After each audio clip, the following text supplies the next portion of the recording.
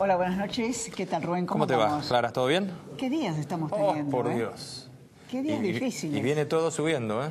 Y realmente estamos tan tensos que hoy, por ejemplo, en la Feria del Libro había un concierto, Drexler, se habían cerrado varias calles y realmente tuvimos un problema, no le dejaron hablar al ministro Belluto. Exactamente. Ahí estamos. Carteles, máscaras, al estilo de La Casa de Papel, arriba del escenario, y lo dejaron al ministro sin hablar. Increíble. Tema dólar. Tema dólar. Venimos con una semana y lo vamos a hablar mucho. Este es un programa que va a hablar de economía también.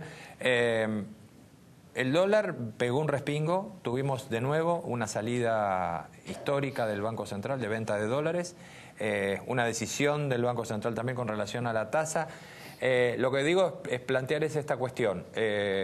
Vamos a hablar de si esto significa un nivel de fortaleza, como ha dicho algún otro presidente del Banco Central por parte de Federico Sturzenegger, de decir que tiene el coraje de salir a poner arriba de la mesa todo lo que hay que poner. Estamos hablando todos los billetes que hay que poner verdes arriba de la mesa para calmar al mercado, o si esto es el indicador de algún otro proceso que estamos viviendo. Hay algo, y con esto termino, Clara, que me parece que sí hay que tenerlo en cuenta. El mundo sigue mirando todavía cuál es la confianza política que le tiene al proceso que lidera Mauricio Macri. Es decir, lo pongo en palabras más simples, el mundo económico está mirando si Mauricio Macri está decidido a tomar las medidas que tiene que tomar, y creen que algunas van a ser más duras de las que vimos hasta ahora. Me parece que es un tema central para empezar a tomarlo en cuenta. Y hablando del tema tarifas, a mí me parece que lo que estamos discutiendo es si el gobierno está en condiciones de desarmar una bomba que el gobierno anterior le dejó en materia energética. Esto es lo que estamos discutiendo. Y es increíble porque ahora lo descubren los legisladores, que las boletas están en un 30-40% recargadas de impuestos. Y nos empezamos a discutir, y mientras tanto nos pasamos 10 años subsidiando por 100.000 millones de dólares un sistema energético que no sirve y haciéndonos creer que la energía podía ser casi gratis. Este es el país en que nos manejamos, porque creo que tenemos que sincerarnos. La Argentina es un país estatista, de cultura estatista. Ama el Estado, ama el déficit, y lo aman los políticos, los dirigentes sindicales, muchos sectores empresarios y una buena parte de la sociedad. Hoy, cuando usted va a las encuestas y le pregunta a esa parte de la sociedad cómo solucionar un problema, dice, no, el Estado tiene que actuar, necesitamos más Estado. Y es la misma sociedad que se queja de los impuestos. Por eso creo que el tema tarifas es un reflejo de cómo discutimos los temas en la Argentina, de cómo lo hemos pensado en los últimos 15 años, y refleja también una manera de comprender o entender un Estado que, bueno, todos decimos que no nos sirve, pero en las encuestas la gente dice, no, queremos más Estado para que arregle los problemas. Un doble estándar, ¿no? Un doble El argentino estándar. Es muy prolijo con sus cuentas y a veces no quiere deber cuando hace sus cuentas privadas. Sí. Y le parece que las cuentas públicas son otra cosa, sí, ¿no? Es un doble estándar interesante. Muy interesante. Vamos a ver ahora ¿sabes lo que vamos a hacer en la primera parte, Rubén? Vamos a intentar explicar cuáles son las consecuencias políticas, porque las tiene este tema de las tarifas, porque trasciende el tema tarifas. Sin duda. En la segunda parte del programa vamos a tener un gran debate económico, un debate técnico con destacados economistas, y lo hemos invitado también al fiscal de La Plata, Marcelo Romero, porque el tema de la inseguridad sigue conmoviendo, nos conmueve a todos, porque cualquiera puede ser diarero que murió acribillado de manera brutal hoy en nuestro país. Pero antes, ¿te acuerdas cuando estuvo Pichetto el jueves pasado? Sí, excelente. Lo que decía sobre Cristina Fernández de Kirchner. Vamos a verlo y vamos al encuentro de Rosendo Fraga y Enrique Zuleta Puseiro. la construcción de un partido político con un componente ideológico de centro-izquierda, que fue la estructura que estuvo muy cercana a la Presidente en los últimos 4 años y que gobernó la Argentina. Digamos, muchos sectores ligados a la izquierda argentina, al PC, a posturas más radicalizadas, nutrieron esa idea, y también la expresidente Cristina Fernández de Kirchner tuvo un alejamiento de lo que fue la estructura tradicional y la visión... Bueno, creó otro partido. Creó un partido, creó Unidad Ciudadana. Indudablemente que cuando alguien forma parte o es candidato a otro partido, deja y pierde la afiliación al partido que tenía originariamente. Bueno, vamos a hablar también del peronismo. Rosendo, ¿cómo estás? ¿Qué tal, Clara? Gracias por invitarme. Encantado, ¿qué tal? Gracias, Enrique. Rosendo, el tema tarifas es también un tema político. Por supuesto. Por supuesto, también es un y tema... delicado, además. A ver, es un tema que tiene efectos y consecuencias políticas, ¿no es cierto? En otro momento el tema tarifas no es un tema político. Tiene efectos... A mí me da la impresión siguiente, ¿viste? Reformas previsionales o jubilatorias y aumento de tarifas en todo el mundo son los más difíciles. Son las medidas de gobierno más difíciles en términos de opinión pública. Fíjate, tenemos en Nicaragua una crisis precipitada por una reforma tarifa y previsional. Me parece que en general es lo más... Entonces a mí no me cabe duda que tiene efectos políticos. Apareció una tensión dentro de Cambiemos, un peronismo que se unió en la Cámara de Diputados, un Macri que dice me mantengo firme, veremos hasta dónde. Entonces me parece que más allá de la opinión pública, me parece que las consecuencias políticas son importantes. Enrique, ¿subestimó el gobierno, crees, justamente lo que está marcando Rosendo, el efecto político? Yo creo que el problema del gobierno en las tarifas, en la energía en general, como en la educación, en la salud, es la carencia de un modelo estratégico. Por ejemplo, en justicia está mejor preparado. Justicia 2020 da ese marco. Entonces, yo creo que la sociedad necesita saber a dónde se va. Cuando la sociedad sabe a dónde va, creo que Menem tuvo esa ventaja. Las privatizaciones de los 90, podía estarse de acuerdo o no estar de acuerdo, de hecho la mitad del país estuvo en contra y los partidos estuvieron en contra, pero uno sabía de dónde se iba y hacia dónde se iba. La política tarifaria ha sido demasiado, vamos a decir, esporádica, intempestiva, imprevisible, no se sabe si terminan los aumentos o no terminan, da la idea como que se está reparando una especie de atropello histórico, pero al faltar ese plan estratégico, Macri lo vio y nombró a los exsecretarios, formó un grupo para hacer el plan estratégico, pero no funcionó, de alguna manera algo se trabó ahí. Y ahora en el Congreso es complicado porque evidentemente yo he estado viendo esta semana, 29 leyes se están votando esta semana, no solo el tema de las tarifas. Sí, sí, sí. Y en todas el peronismo unido no ha bajado de 130. Fue la votación ensayo del miércoles, de 135 a 160 ganó en todas las votaciones. Yo vi 4 leyes donde la minoría tenía 130. 130 es el quórum propio, claro. ¿Te das cuenta? Y en votaciones de mayoría simple puede ser una victoria de la oposición. Es muy arriesgado. El peronismo me parece que no es que esté unido por la filosofía ni por los liderazgos, está unido por la oportunidad que da un gobierno que les está faltando en algunos temas, por ejemplo en este sentido estratégico. Cuando la gente percibe a dónde se va, la gente acompaña aunque los números sean malos. Si la gente no ve esa finalidad, la gente no va a acompañar aunque los números sean estupendos y las mejores explicaciones del mundo. Esta pregunta es para los dos. Hay números en este tema que son abrumadores. Sí. 2015... los argentinos pagaban el 15% de la energía que consumían. El resto era todo subsidiado. Es decir, 85% del costo de generación y distribución era subsidiado. Pagaban los argentinos de otra manera. De otra manera, perdón. Claro, no lo pagaban en la boleta. Pongámonos de acuerdo. La pagaban con inflación, con los 100.000 millones con los 100.000 millones de déficit. Pero, digamos, en la boleta, que un poco lo que yo decía al principio, en la boleta, en la economía familiar, la gente creía que no lo estaba pagando. Estábamos renunciando al futuro, estábamos liquidando la mayor parte. Esto es evidente, obsceno, es insostenible el número. Ahora, estos errores que vos decís que ha cometido el gobierno en materia de explicar hacia dónde va o de elaborar un plan, ¿no lo están alejando de esa racionalidad? Porque lo que uno nota ahora es que la gente empezó sin discutir que había que tocar el tema de tarifas y ahora incluso hasta votantes de Macri están empezando a pensarlo. Digamos, ¿puede salir el gobierno de eso? Porque es un peligro. Claro que puede salir. Me parece a mí que la revisión tarifaria integral ha tocado el tema de la descompensación de las tarifas, pero no ha tocado el tema de la oferta. ¿Por qué de Nor y de Sur? ¿Quiénes son los dueños de las 3 o 4 empresas de Gran Buenos Aires? No ha modificado. Tendríamos que haber hecho una revisión de la privatización de los 90, fortalecer el sector privado. No puede administrar una compañía eléctrica un privado que no esté dentro de lo que dice el régimen, que tiene que tener experiencia, tiene que ser una empresa eléctrica, tiene que tener unos antecedentes. Entonces se rompió. Hoy los dueños de las empresas eléctricas son en general fondos de pensión, bancos, gente que no tiene nada que ver con el sector eléctrico. Y eso me parece que le está quitando oferta. Tenemos que ajustar por lo de la oferta. Y no hemos hecho nada, me parece que... Mirá, salir se puede, pero esto requiere para mí, ¿no es cierto?, ¿viste?, un replanteo político.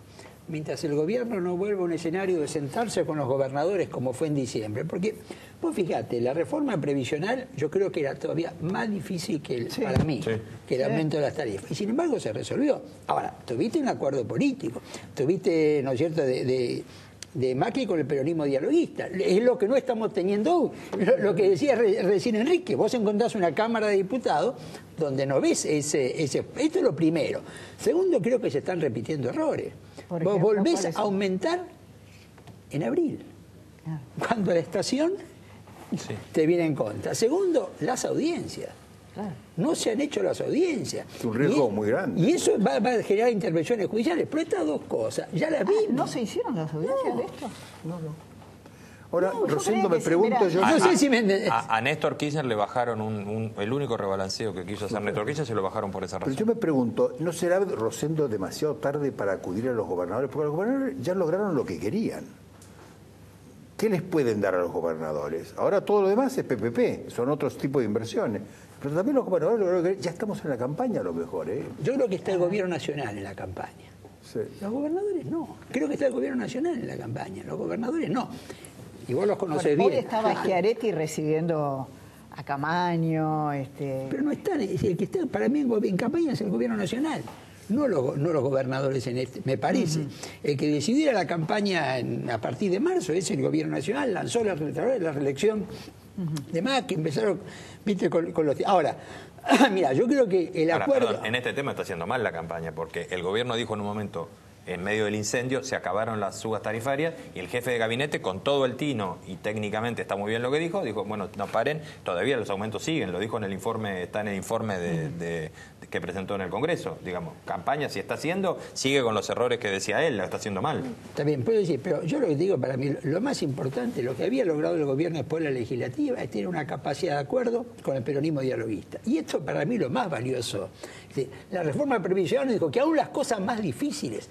¿Viste? Fue uno de los mejores momentos del gobierno, porque en realidad no solo atinó a los gobernadores, sino también las ciudades, hizo las reuniones de intendente, hizo sintonía fina y encontró resultados positivos. Ahora, ¿vos crees que se rompió ese diálogo? Porque fíjate, el miércoles creo que se reúnen, suponete que sale en comisión un proyecto de la oposición y lo votan. Sí. Es todo un problema político ese. Para mí es un problema político, después irá al Senado. Y después el presidente ya dijo que va a vetar. Sí, por eso... Pará. Entonces, yo creo que creo... Lo normal es que no hay que someterlo al presidente. No, si el presidente tiene que vetar es un costo. ¿No? Está bien, pero ¿qué es lo que pasa? Para que eso no suceda, bueno, viste, vos tenés que sentarte... Es decir, además vos fíjate, estamos en la Cámara de Diputados en un momento donde el presidente de la Cámara, que es el mecanismo del oficialismo para manejar la Cámara, ha renunciado 1 año y medio antes. Hago una pregunta a la mesa. ¿Renunció o le tomaron demasiado rápido la idea del cansancio? Bueno, la información no es suficiente, pero sabemos que está de baja, ¿no es cierto? Y que hay un modelo que lo supera. Que le agarraron la renuncia demasiado rápido. Él se encarga de dar señales de ese tipo, ¿no? ¿La señal de Monzó a vos te preocupa? A mí sí me preocupa. Claro. Me preocupa porque para mí es un hombre que ha jugado un rol político muy importante en generar esos consensos. Sobre todo en las emergencias. Claro, ¿no? Y vos fíjate, en este cuadro de la Cámara de Diputados que estamos hablando, un Monzó debilitado me parece que para el gobierno es mucho más un problema que una solución. A él y a Mario Negri el gobierno le debe el equilibrio en esa Cámara, ¿no? Sí, hay figuras menores que han crecido precisamente porque estaban Negri y Monzó. Han habilitado, han sido un paraguas de un crecimiento. Hoy hay muchas figuras en el Congreso, pero ninguna puede sustituir a Monzó. Las espadas han sido Monzó, Negri, incluso Carrió. Pero otras figuras como Massot, por ejemplo, crecieron porque estaba Monzó, claro. No, yo te decía, digamos, ¿quién negocia ahora con Massa? ¿quién negocia con Bossio? No sé si es decir, ¿quién negocia con el bloque del peronismo federal? ¿Con uno de esos bloques que hubiera negociado? Bueno, en el tema tarifas... El kirchnerismo y sus aliados tienen más o menos 64 diputados. Sí. Tiene 42 el peronismo, tiene 3 la izquierda, tiene 21 los independientes y 20 Massa. Es un cóctel complicado, necesita maestros de la conciliación. Lo que mencionaba Clara, Para juntarse. el miércoles el proyecto que va a salir, que es el que va a tener el número, es el del Frente Renovador, específicamente, es el que armó Graciela Camaño. Y ese es el que va a llegar al recinto, y tal como están las cosas, ese es el que va a resultar aprobado. Es que tiene grandes diputados, que si trabajan de esa manera van a sacar un muy buen producto, yo creo, porque no, va a ser difícil neutralizarlo. Pero va a generar un problema político, yo insisto. bien, ¿no? va a obligar al veto, va a obligar al veto. Obligar al veto al presidente en un tema tarifas, desgastarlo. Pero el presidente ya lo dijo que lo va a vetar. Sí, lo va a vetar. A mí me parece que el presidente, en lugar de jugar al acuerdo, está jugando al veto. Me da la impresión que esa es la posición. Acá hay una línea de estrategia que está desarrollando Macri, que es la dureza, diferente a la que en otro momento. Él mismo pone el veto en el escenario. Entonces, bueno, alguien está diciendo, mira, endurecete que vas a ganar, endurecete que al final, mira, lo que decía Enrique, quizás la falta de horizonte lo quieren reemplazar con la firmeza. Interesante. Ahora, les cambio de tema. Nosotros lo vimos ahí a Pichetto diciendo, nos dijo a nosotros, no, Cristina está en otro partido, no queremos saber nada, ella se va a presentar por su cuenta. Ahora, insólitamente, para mí, Barrio Nuevo, Campolongo, dijo, bueno, yo llamo a todos, Cristina también. ¿Cómo ves este lío del peronismo? Pero mira, cuando el peronismo no tiene liderazgo y cuando está en el llano normalmente no tiene liderazgo, vos ves, viste, lo que parece un gran desbarajuste. Pero cuando el poder se acerca, ese desbarajuste se ordena. Igual lo que tiene razón Pichetto es en decir lo de Cristina. Cristina no está interesada en ser líder del peronismo. Está interesada en alguna fuerza política muy consolidada, muy ligada a los populismos estos de izquierda, tipo Evo Morales, las cosas que está haciendo López Obrador, lo que se va a formar alrededor de Piñera. Piñera sacó el 36% en la primera vuelta. Sí. Ahí hay un 28, 27. Es una fuerza política de entre 18 y 23%, a la cual no le importan los votos, le importan los vetos, y muy cohesionada alrededor de una cosa más de izquierda. Ese populismo va a ir contra otro populismo, que es lo que llama El País el otro día en un muy buen artículo, el populismo mainstream, que eso es Macri. Es Macri. Eso es Macri. Ese es un populismo que va a tener votos de arriba, va a tener votos de abajo, y los sectores medios van a estar independientes, esperando escucharnos a todos, a ver a dónde van. ¿Pero vos lo ves bien ubicado a Macri jugando ese juego? ¿Esa estrategia la maneja completa? Hace lo mejor que podría hacer. Yo lo veo, en ese juego creo que está haciendo. Vamos a ver si puede. Porque necesita el radicalismo. Sí, sí. El radicalismo no está tan convencido de ese juego, porque quiere ganar 10 provincias el radicalismo, y eso es difícil. Dos cosas. Primero, Cristina podrá armar un partido, pero ¿cuántos intendentes la siguen? ¿Cuántos diputados la siguen? No le importa. Está bien que no importa, pero ¿qué es lo que pasa? El peronismo busca el poder. Ella tiene un bloque de diputados importantes, tiene un bloque de senadores, es el tercero, ¿no es cierto? Y algunos intendentes del conurbano, pero si ella se va del peronismo, mi impresión es que todo esto, o gran parte de esto, se le va.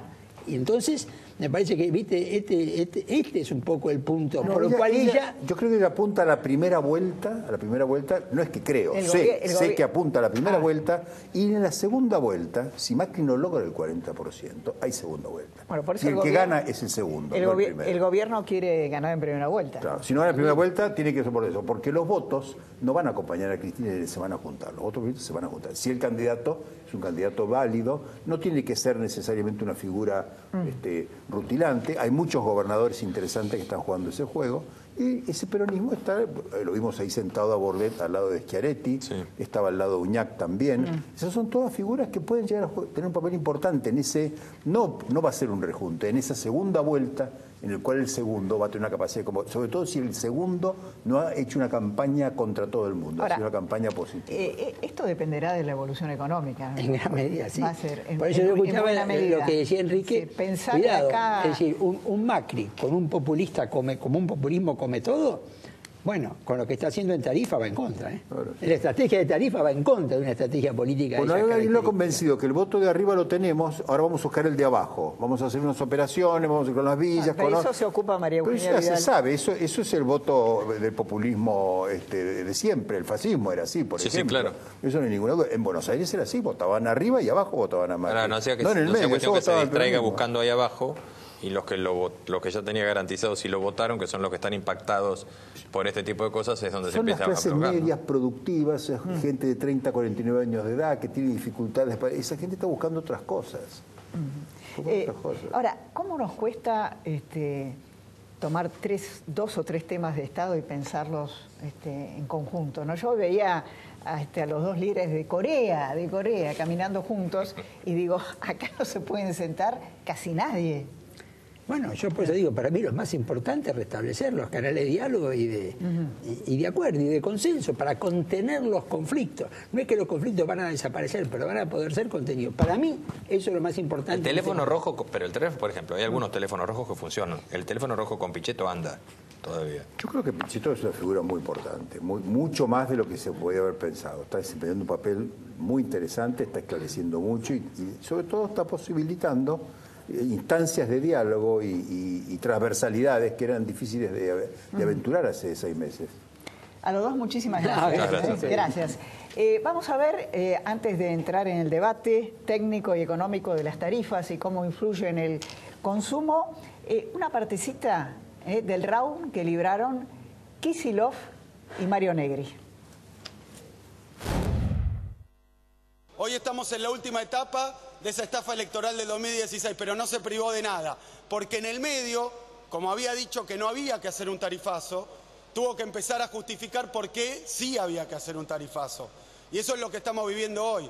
No vengan a discutir por izquierda acá, que castiguen a uno o a otro cuando metieron debajo de la cama a uno de los empresarios que más estafó con la energía al Estado, mientras el que era el ministro de Economía y dependía de él, miraba hacia un costado. Muchachos, ustedes provocaron un incendio en la Argentina y hoy lo que nos vienen a proponer es que entren los que todavía no pudieron estar adentro.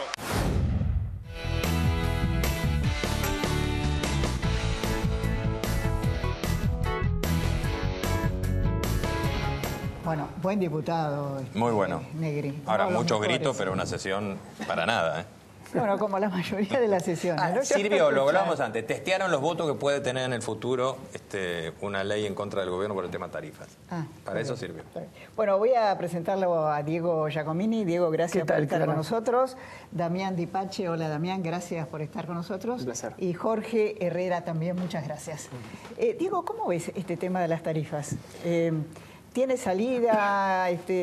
Los proyectos que está presentando la gente de Massa y el peronismo pueden ser una... ¿Cómo lo ves? Mira, las tarifas, primero lo que hay que decir, había que aumentarlas sí o sí y en forma significativa, porque mira, desde el 2000 a 2015 la inflación fue 1.350% y las tarifas habían aumentado 5%. O sea, en contexto, el sachet de leche en el 2000 salía 80 centavos, en el 2015 salía 15 pesos.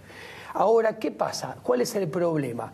El aumento de tarifas es de shock para el bolsillo de los individuos, es de shock para las pymes, de shock para las empresas, pero es gradual para la macroeconomía, cuando debería ser exactamente al revés, de shock para la macroeconomía y gradual para los individuos, para las pymes y las empresas. ¿Y sabes por qué?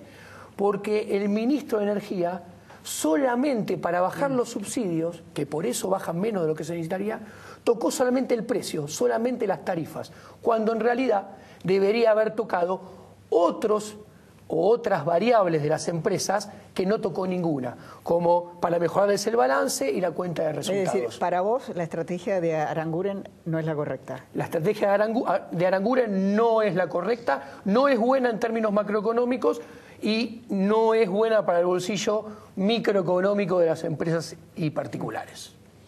Ahora, esta estrategia no es buena. Algo había que hacer. ¿Por dónde se puede arrancar, digamos, desde el punto de vista de que el déficit no baja, el gobierno sigue planteando el hecho de que las tarifas están en el centro de su estrategia, Si así no funciona, ¿hay alguna otra vía de hacerlo? Mira, yo creo que hay dos cuestiones. Una es que desde el punto de vista técnico-económico está condicionada por decisiones totalmente políticas. Vos fíjate que hasta octubre no se habían tocado tarifas. De octubre hasta junio vienen todas de golpe. Después parece que el gobierno hace la plancha, ¿no? Porque vienen las elecciones y después vuelven de vuelta a pegarle un fuerte cimbronazo al consumidor y, como decía Diego, a las pymes. Ahora, el tema es que recién ahora nos damos cuenta de que la composición impositiva de una tarifa era enorme y que... Ahora todos, uy, mirá. Claro, porque yo digo, ¿no? De una persona que hoy paga 2.000 pesos, 800 se los lleva el Estado. Entonces, estamos hablando de afán recaudatorio sobre la misma ajuste de tarifario. No es sobre recomposición de la empresa de servicio público privatizada. Claro, porque con el aumento de la tarifa el Estado recauda más. Obviamente, claro. es socio. Claro, esto es indignante. Mirá, antes de venir acá, me vengo tomando el trabajo en la semana de analizar las tarifas de toda América Latina. Agarré tarifa de Perú, Bolivia, Paraguay, Uruguay. ¿Cuánto es la composición tributaria, no? Yo le decía a Diego recién. La provincia de Buenos Aires, la tarifa eléctrica tiene 48,1% de impuesto. 48,1% de impuesto. Tenemos la tarifa de energía eléctrica más alta a nivel de composición tributaria de América Latina, señores. ¿Cómo vas a hacer que una pyme pueda ser competitiva? Es gracioso porque además en el caso del IVA a la pyme no le cobran el 21, le cobran el 27 sobre el servicio público. Es decir, si querés producir, vení que te joroba más porque te cobro más IVA. Pero dentro de los factores de producción, la energía es un motor, ¿no? Sí, claro. Jorge... yo aclararía una cosa, que esos países que él mencionó tienen otro estado distinto que el que tenemos nosotros. Ah. Nosotros, la economía acá tiene sobre la espalda un estado. Bolivia, Paraguay, Chile, tienen otro. Entonces, y estamos hablando de América Latina, ¿eh? No estamos no estoy hablando de Finlandia. No es Alemania, bueno, esto es un problema a destacar. Argentina tiene 1/3 más de gasto público que la región, tiene 1/3 más de impuestos que la región. Tiene un tamaño de Estado igual que los países del norte de Europa o más avanzado de Europa que tienen un PIB per cápita, o sea, una riqueza 4 veces la de Argentina. Tiene un PIB per cápita de $45.000 y Argentina tiene 12.000. Esto es como una familia. ¿Sabés qué es Argentina, Clara? ¿Qué es? Es un trabajador que gana 20.000 pesos por mes, pero tiene que afrontar un impuesto a las ganancias de 7.000 pesos, o sea, de alícuota del 35%, y le quedan 13.000 para invertir, para producir, para generar empleo. Por eso no cierra, porque como decía, tiene una mochila llena de adoquines que se llama Estado y políticos, que no quiere bajar el gasto público ni los impuestos. Ahora, hay una cultura estatista en la Argentina, ¿no? Los políticos, los sindicalistas, muchos sectores empresarios, la gente que dice, no, más Estado para solucionar no sé qué cosa, y después dice, no, estos impuestos son impagables. Es una contradicción que hay en la cultura argentina, ¿no? Sí, ten en cuenta que hoy justamente toca este tema con alguien que sigue día a día cuánta gente vive del Estado. Y si vos sobre 40 millones de personas tenés más de 21 que reciben un pago del Estado, hay un problema. Y en realidad hay 21 millones dependen del Estado hoy en y hay Argentina. 8, estamos hablando de todo, desde docentes, policías, jubilados, pensionados, planes sociales, etcétera, etcétera.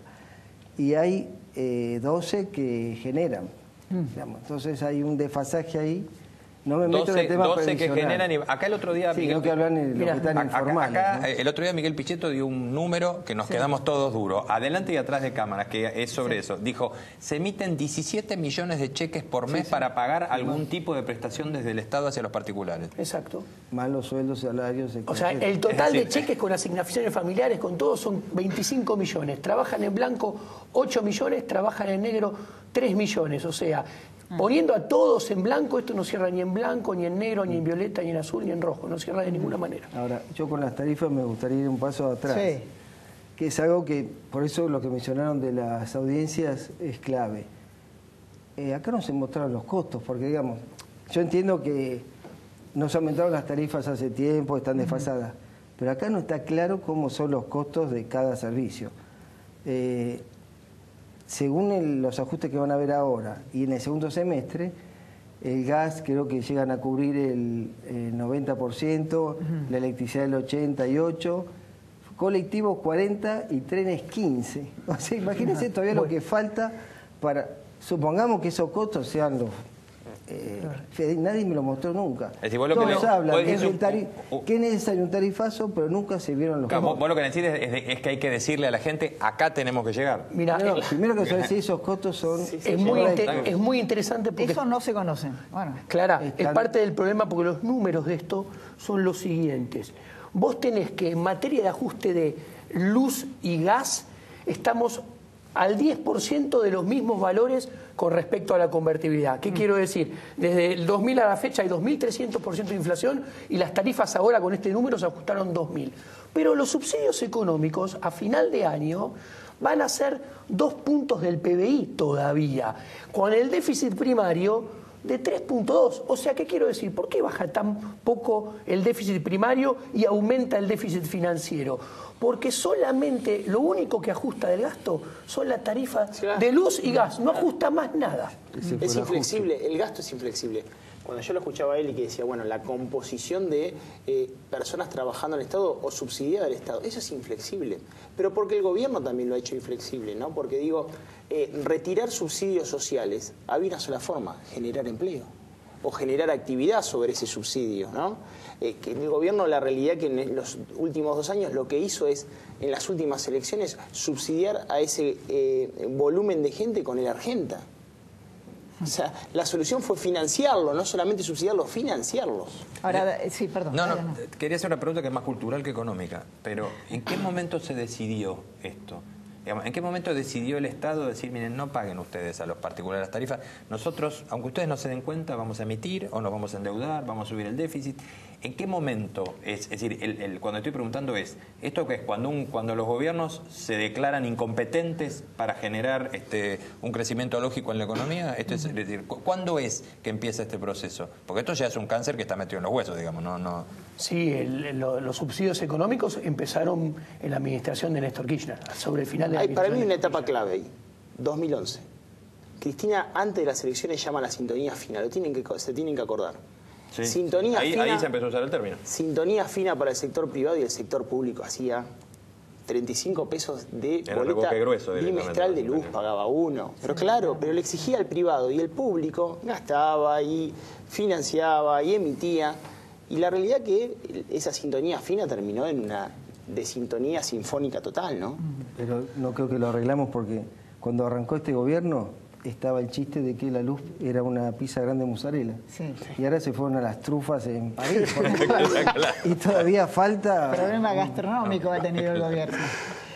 Damián, vos vas a presentar en la Feria del Libro Economía Pyme. Sí. Sí. La pregunta es, ¿cómo va a afectar estas tarifas a las pymes? Porque, viste, la oposición dice, van a cerrar 200.000 millones de pymes. ¿Cómo pensás que puede afectar esto a las pequeñas y medianas empresas? Le está pegando un golpe fuerte. Mira, te voy a citar 2 casos. Hay sectores que no están bien, como el sector textil, calzado, lácteos. Calzado, Matanza, pagaba 2.000 pesos de boleta, hoy 32.000 pesos de boleta, una pequeña empresa de 10 empleados. Lácteos, 200.000 pesos, pagaba de gas, está pagando 2 millones. Una pyme de 150 empleados. Y la realidad, que el problema es que ahí la palabra subsidio te la tomo. Porque Estados Unidos subsidia a las pymes, Gran Bretaña subsidia a las pymes, China subsidia a las pymes porque es un componente estratégico de su economía, es el 97% del volumen empresario. Ahora, en el caso de las pymes en Argentina, no puede distribuir el costo fijo que lo que le está generando la tarifa igual que la grande, porque su economía de escala es menor. Y encima tenés un mercado interno deprimido en este contexto. La realidad que es una grave situación por la cual están atravesando. ¿Crees que lo entiende el gobierno? Es decir, los encargados del Ministerio de Producción, ministerios, que hay muchos. ¿Se Secretaría, subsecretaría. Dirección General. Claro. No lo ven. El gobierno ha hecho 2 cosas buenas, que me parece que es la ley de promoción PYME y ahora el tratamiento de la ley de mercado de capitales, que a la PYME le viene bien. Pero no está viendo que el mercado interno no pasa solamente por el consumo público y el consumo privado de lo que generan las empresas. El gasto hogareño es importante y este ajuste terrible de tarifa también le quita, digamos, alimentación a la propia pyme para que se pueda mover en el mercado interno. Diego, nos queda un poquito. ¿Qué pasa con el dólar? ¿Hay que preocuparse? Sí. Sí.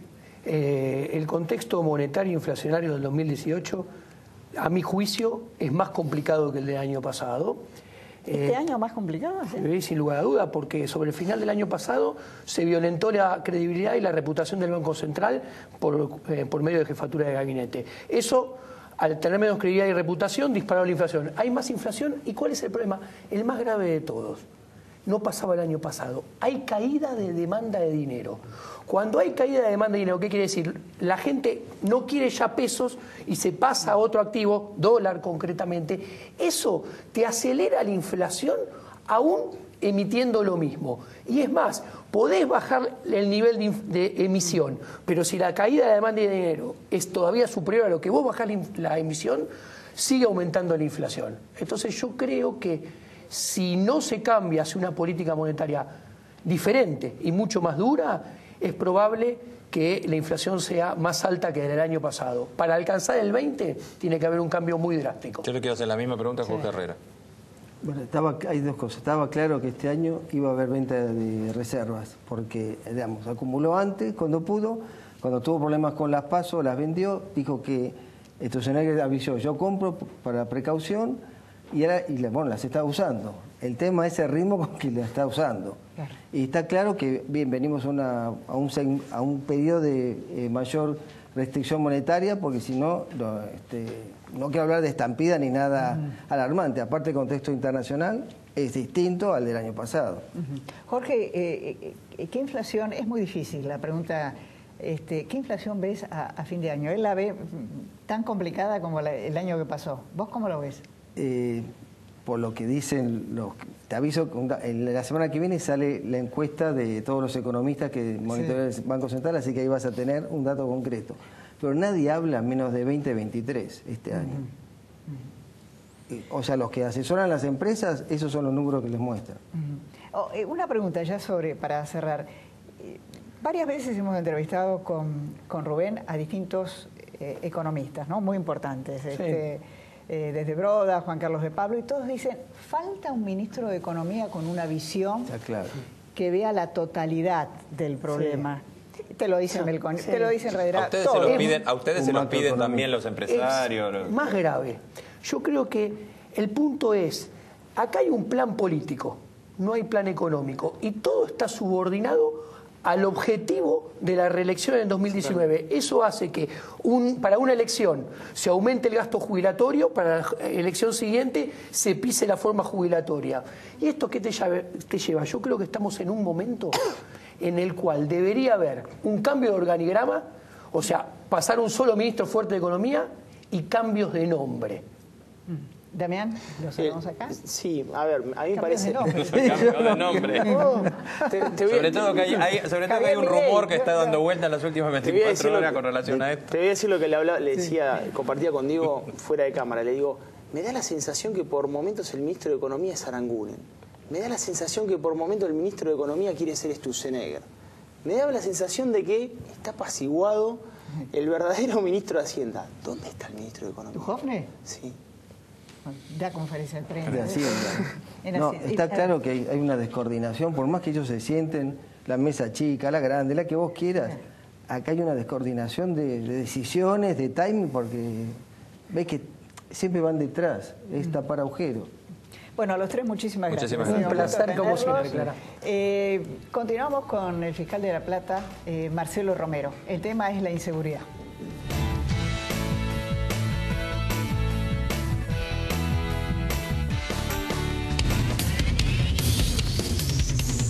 Osdeneo 1825.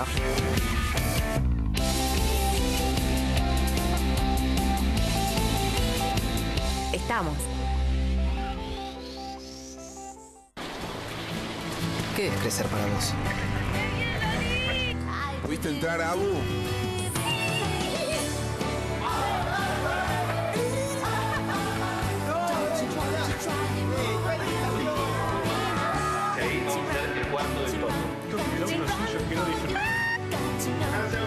Para cada uno, crecer es algo distinto. Lo importante es tener quien te acompañe. Me parece que hice un video. Banco Ciudad. Te quiere ver crecer. Un sindicato como la UTGRA tiene miles de trabajadores. pero cuando se trata de tu formación y tu educación, para nosotros sos el único. Tu trabajo es atender a la gente. El nuestro es servirte a vos.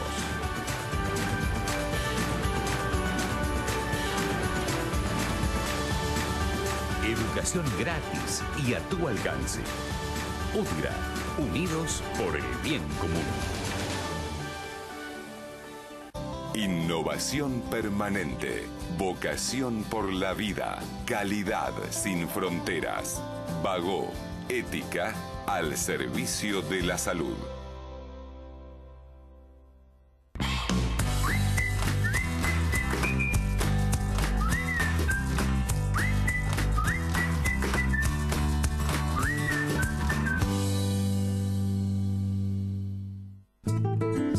Vení a Jujuy, viví tradiciones ancestrales, hacé real el milagro de la fe, disfrutá coloridos cerros, vastas yungas y la maravilla de la puna.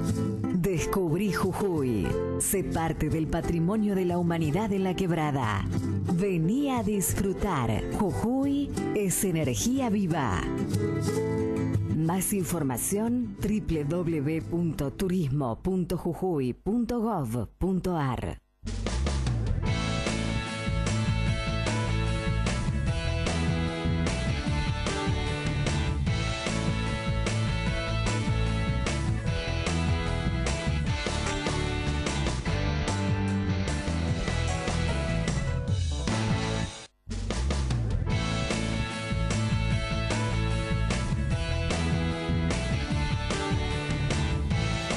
Fiscal Marcelo Romero, gracias por estar con nosotros. Al contrario, gracias a ustedes por la invitación. Bueno, yo estaba recordando, hace 2 semanas estábamos todos conmovidos por el crimen de Alcaraz, del colectivero.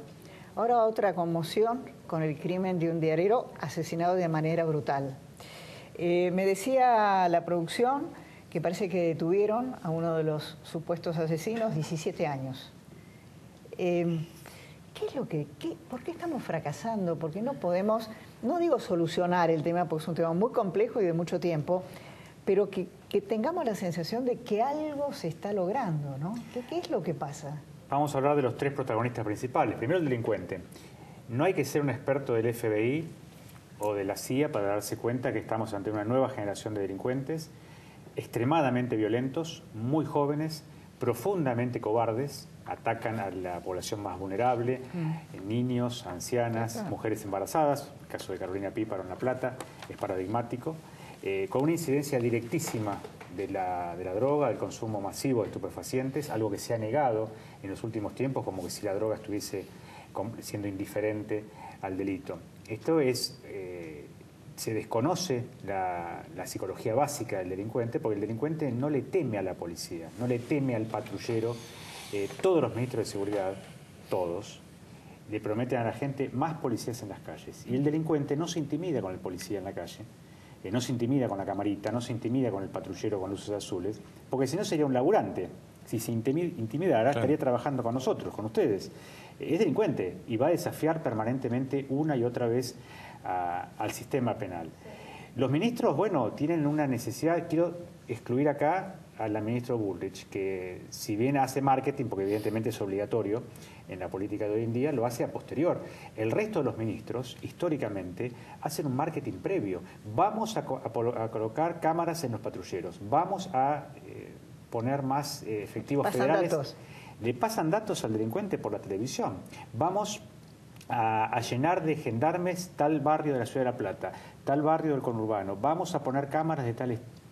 O sea, es como si yo, como fiscal de instrucción, por televisión digo, mañana voy a llenar tal domicilio, voy a secuestrar la pistola que usted utilizó en el hecho y le voy a intervenir en el teléfono para escuchar sus conversaciones. Esto hacen los ministros de Seguridad de la República Argentina. Entonces, tampoco hay que ser un experto de Naciones Unidas para darse cuenta de que no hay que contar antes lo que vamos a hacer con el delincuente. Y, por último, el Poder Judicial que integro, el Ministerio Público, son 30 años de lavado de cerebro en las facultades de Derecho de la República Argentina, concibiendo jueces, abolicionistas y fiscales agnósticos de la pena, algo tan absurdo como un sacerdote ateo, lo digo siempre. Entonces, no nos tenemos que asombrar de las decisiones absurdas que hay en el fuero penal, con jueces que no creen en la pena, jueces que creen que el sistema penal hay que abolirlo. Bueno, el abanderado de esto es Zaffaroni, ¿no? Y este daño ha sido gigantesco. Y no estoy hablando de casos de corrupción judicial, que los hay, sino estoy hablando de jueces honestos, de jueces que trabajan, de jueces que viven de su sueldo, pero que creen fervientemente en la doctrina abolicionista elaborada por Zaffaroni y sus miles de seguidores. Zaffaroni es algo así como un gurú del penalismo y esto ha sido insuflado en las facultades de Derecho. Y lo puedo hablar con autoridad porque fui 20 años profesor en la Universidad Nacional de La Plata. ¿Y cómo salimos de esto? Porque yo conozco el tema desde el punto de vista de este efecto que usted dice y el problema es que ahora lo que hace falta es no una nueva generación de abogados que vengan con una formación distinta, sino una nueva formación, una nueva generación de formadores que formen de una manera distinta. Es decir, digo, el escenario, Clara, que está marcando el fiscal es, tenemos 30 años de serios problemas por delante entonces. Los analistas políticos son ustedes. Yo me animaría, si ustedes me permiten, me voy a arriesgar. Vamos a tener algún tipo de solución cuando tengamos un candidato ejecutivo, presidente, gobernador, intendente, los 3 niveles del Estado, que se inmole, que asuma su cargo, que haga lo que tenga que hacer y después se retire y que la historia lo juzgue. Porque hay que hacer cosas, en materia penal, políticamente incorrectas. No se puede quedar bien con Dios y con el diablo. No se puede hablar de los pibes en conflicto con la ley penal. No, hay que hablar de delincuentes, hay que hablar de criminales, hay que hablar de asesinos, hay que hablar de violadores y eventualmente hay que aplicar la ley penal. Y no hay que empezar por la policía, por las camaritas y por los patrulleros. Hay que empezar por el último eslabón, que es la cárcel. Porque si no, todo lo anterior, la prevención, la represión, la investigación, el juzgamiento, el juicio por jurado, la multiplicidad de instancias, sin la cárcel es un posgrado del delito, no sirve para nada. Ahora, fiscal, de todos los delitos que se cometen en la Argentina, ¿cuántos se denuncian y cuántos terminan con algún tipo de sentencia? Se denuncian muchos, pero sentencia una mínima parte. Y aparte, además... ¿Qué falla ahí, la investigación? Falla la investigación, fallamos nosotros, los fiscales, falla la policía como fuerza auxiliar, pero además hay una multiplicidad de instancias. Entonces, lo que exige el Pacto de San José de Costa Rica como texto supraconstitucional es un doble conforme, lo que se llama, que haya una instancia revisora. Un fallo de primera instancia, un fallo de revisión. Acá tenemos como 8. Entonces nunca hay una sentencia definitiva. Claro, nadie tiene condena. No, y encima... ¿Los 8 son por multiplicación de apelaciones? Claro. Entonces, porque aparte se resuelve una y otra vez, por ejemplo, la excarcelación en la instrucción, después en el tribunal oral de juicio, después se resuelve nuevamente en la casación, después se resuelve nuevamente en la corte, y así estamos. Entonces, esa multiplicidad de instancias que está vigente y que el abogado defensor echa mano porque es su trabajo, nos lleva a que las sentencias nunca sean definitivas. Pero esto es una excusa, porque usted nos dijo cuál es la culpa, cuál es el responsable. Las investigaciones no son buenas. Evidentemente, si hay un fiscal o un juez que es abolicionista y considera que la persona tiene que irse a la casa porque es, en realidad, más que un delincuente, la víctima del sistema capitalista que lo excluyó, por más que tengamos los mejores sistemas de investigación, si el cerebro de la persona que administra la justicia está contaminado de esta forma, el camino es muy difícil. ¿Y la formación de las fuerzas de seguridad? Porque en un momento Scioli no se hizo entrar a miles y lo que se comenta es que, bueno, entraron, pero sin la formación necesaria. Claro, fíjese que le estamos dando a un policía, por ejemplo, al policía local, autoridad, fundamentalmente, autoridad, poder, pistola y chapa. O sea, una fórmula letal, sin la formación adecuada. Y después tenemos casos, como el famoso caso Chocobar, donde seguramente el hombre no ha recibido el entrenamiento adecuado. La justicia dirá si actuó bien o si actuó mal. No estoy hablando de eso, del caso en particular. Estoy hablando de la formación, que es lo que usted me pregunta. Es escasa. No solamente la formación como policía en la represión, sino como policía en la investigación, son nuestros colaboradores. Hay que destacar que las policías científicas sí tienen un buen nivel, de todas las fuerzas, fundamentalmente las fuerzas federales, Gendarmería, Prefectura, tienen buenas policías científicas y que trabajamos codo a codo con ellos, pero estamos fracasando también en la capacitación. No, yo lo que pensaba era un poco con lo que decía, ¿cómo puede salir algo bien si haces todo mal? ¿No? A ver, ustedes, ¿cómo trabajan? Yo no estoy hablando si es posible sacar el tema del papel y modificar el tema técnico de los procesos, pero trabajan sin medios, trabajan con pocos empleados, trabajan en lugares muy hacinados. Otros jueces o áreas estarán mejor, pero digamos, tampoco es que estamos invirtiendo en la justicia, o si estamos invirtiendo mal. No se invierte. Y yo insisto una y otra vez, la cárcel, ¿usted cuándo recuerda que se inauguró una cárcel? La última cárcel, hará 30 años. Sí.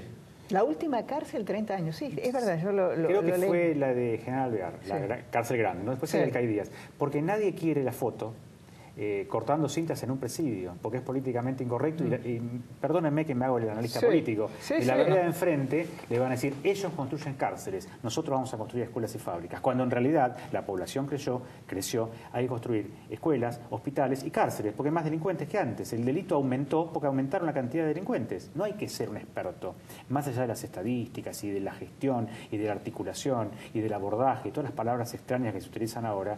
Hay más delincuentes, son más violentos y tenemos necesidad de alojarlos en cárceles nuevas. Ahora, hay un problema político, porque en el caso de este colectivero que a mí me impactó tanto, ¿no? Esa cabeza estrellada, ensangrentada contra un vidrio, lo primero fue una disputa política, ¿no? Yo no tengo nada que ver, ¿no? Es la gobernadora Vidal. No, eso no, es lamentable, esto. eso es tristísimo.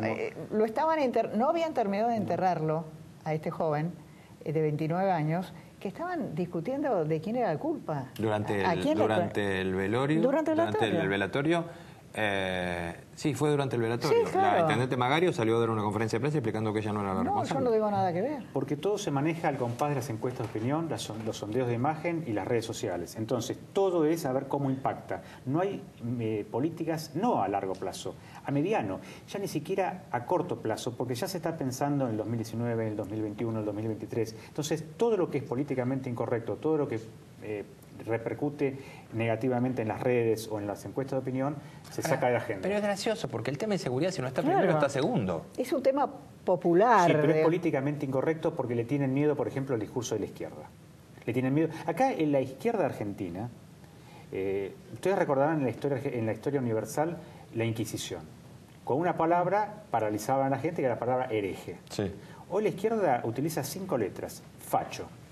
Con esa simple palabra neutraliza cualquier tipo de política. Es más, en algunos políticos causa espanto. Quedar como el facho, el que aplica la ley, ni hablar si se utilizan las expresiones mano dura, tolerancia cero, esas expresiones extranjeras. Entonces, de esa forma se va cabalgando, intentando quedar bien con Dios y con el diablo, mintiéndoles un poco a cada uno. Ahora, y nosotros no somos políticos, no deberíamos serlo. Ahora, fiscal, en todo caso no es un problema de la izquierda, sino de todos los que frente a una palabra no saben qué hacer. Al contrario, la izquierda son los más inteligentes. Ellos, Claro. utilizando 5 letras, paralizan el resto. Y la culpa es del resto, no de ellos. Yo hace poco hablábamos de eso en otro lugar. La democracia no ha sabido quitarle a la dictadura el valor de la palabra orden. La palabra orden en Argentina todavía sigue estando relacionada con represión, porque así lo hizo ver la dictadura, y la democracia nunca volvió a darle el verdadero sentido. No hubo ningún gobierno que haya puesto sobre la mesa la palabra orden como un valor de la democracia. Se lo regalaron a la dictadura y quedó ahí. Coincidimos. Lo había intentado el doctor Nino, falleció prematuramente cuando escribió su libro Un país al margen de la ley. Sí.